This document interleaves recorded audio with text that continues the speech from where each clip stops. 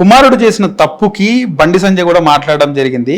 అంటే తప్పులు ఎవరైనా చేస్తుంటారు, మంత్రి కొడుకు కాబట్టి దానికి ప్రాధాన్యత పెరిగింది. ఇటువంటి జరిగినప్పుడు పోలీసులు, ఆయన ఒక మంత్రిగా ఉన్నాడు కాబట్టి పోలీసులను ఇన్ఫ్లుయెన్స్ చేయడానికి ప్రయత్నం చేయడము ఇట్లాంటివి చేయకూడదు. ఏమన్నా సామరస్యంగా పరిష్కరించేటట్టు ఉన్నప్పుడు అవతల వాళ్ళతో మాట్లాడవచ్చు, తప్పేం లేదు. కానీ కుమారుడు చేసిన తప్పు దాని విధంగా చర్యలు తీసుకోవాలి, లేకపోతే పాజిటివ్ సూటిగా ఎవరు మాట్లాడతలేరు సార్. అంటే చర్యలు ఖచ్చితంగా తీసుకోవాల్సిందే. ఎందుకంటే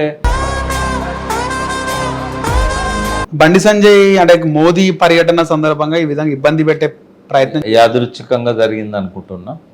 ఎందుకంటే అది. నమస్తే, వెల్కమ్ టు అవర్ ఛానల్. నేను నరేష్.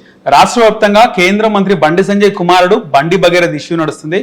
పోక్సో కేసు నమోదైనా ఎలాంటి చర్యలు తీసుకోవట్లేదని చెప్పి దీనికి సంబంధించి తాజాగా తెలంగాణ ముఖ్యమంత్రి రేవంత్ రెడ్డి కూడా స్పందించాడు. ఇదే అంశం మాట్లాడదాం. మనతో పాటు ప్రముఖ రాజకీయ విశ్లేషకులు వి ప్రకాష్ గారు ఉన్నారు. సార్ నమస్తే. సార్, బండి సంజయ్కి చాలా ఇబ్బందికరమైనటువంటి ఒక టైం అనుకోవచ్చు ఈ సమయం. కుమారుడు చేసిన తప్పుకి బండి సంజయ్ కూడా మాట్లాడడం జరిగింది. కానీ సీనియర్ రాజకీయ విశ్లేషకులుగా ఏం చెప్తారు సార్ మీరు? అంటే తప్పులు ఎవరైనా చేస్తుంటారు, మంత్రి కొడుకు కాబట్టి దానికి ప్రాధాన్యత పెరిగింది. ఇటువంటి జరిగినప్పుడు పోలీసులు కేసు రిజిస్టర్ చేస్తారు. ఇక్కడ కూడా రిజిస్టర్ చేశారు. కేసు అండ్ కౌంటర్ కేసు కూడా అయింది. అమ్మాయి పెట్టిన కేసు కూడా రిజిస్టర్ చేశారు. కాబట్టి చట్టం తన పని తాను చేసుకుంటూ పోవాలన్నప్పుడు బండి సంజయ్ గారు అందులో ఇంటర్ఫియర్ కాకూడదు.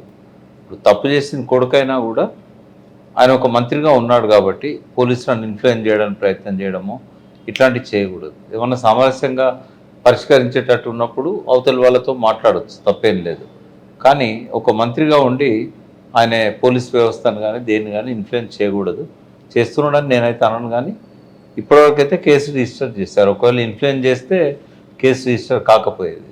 ఓకే, అయితే ఆ కేసు ముందుకు ఎట్లా పోద్ది అనే దాన్ని బట్టి ఆయన ఇన్ఫ్లుయెన్స్ చేస్తున్నాడా చేయట్లేదా అనేది తెలుస్తుంది. ఈ ఇష్యూ పైన చాలా మంది నెగిటివ్గా మాట్లాడుతున్నారు. కానీ కుమారుడు చేసిన తప్పు దాని విధంగా చర్యలు తీసుకోవాలి, లేకపోతే పాజిటివ్ సూటిగా ఎవరు మాట్లాడతలేరు సార్. అంటే చర్యలు ఖచ్చితంగా తీసుకోవాల్సిందే. ఎందుకంటే అది ఎంతవరకు అందులో నిజాలు అనేది పోలీసులు తేల్చాలి. ఇన్వెస్టిగేషన్ జరుగుతుంది.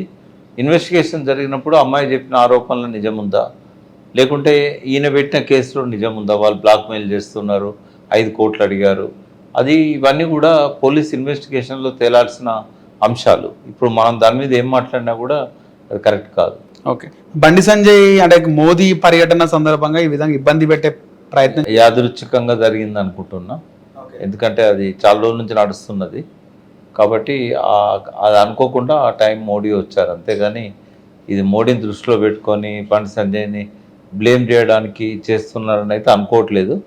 చేసినా చేస్తారు. ఎందుకంటే ఆయన మోడీ గారి దగ్గర మంచి మార్కులు కొట్టేసిండు కాబట్టి ఆయనను బ్లేమ్ చేయడానికి కూడా కొంత ఇంటర్నల్గా బీజేపీ శక్తులు ఎవరన్నా ప్రయత్నం చేస్తే ఇంటర్నల్గా కూడా ఉంటుందా సార్?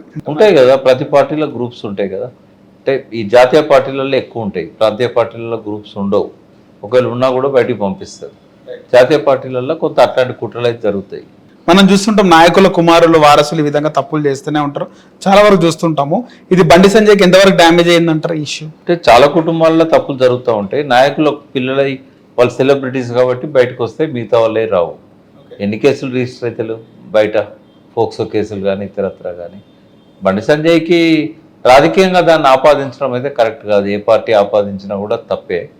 రాజకీయంగా ఆపాదించకూడదు. ఎందుకంటే పిల్లలు చేసిన తప్పు నిజంగానే ఆయన ఎన్కేసుకు వచ్చి పోలీసులను ఇన్ఫ్లుయెన్స్ చేసి, కొడుకంటే ప్రేమ ఉంటుంది బట్ ఆయన హద్దులు దాటకూడదు. ఆయన పరిధిలో ఆయన ఉండాలి.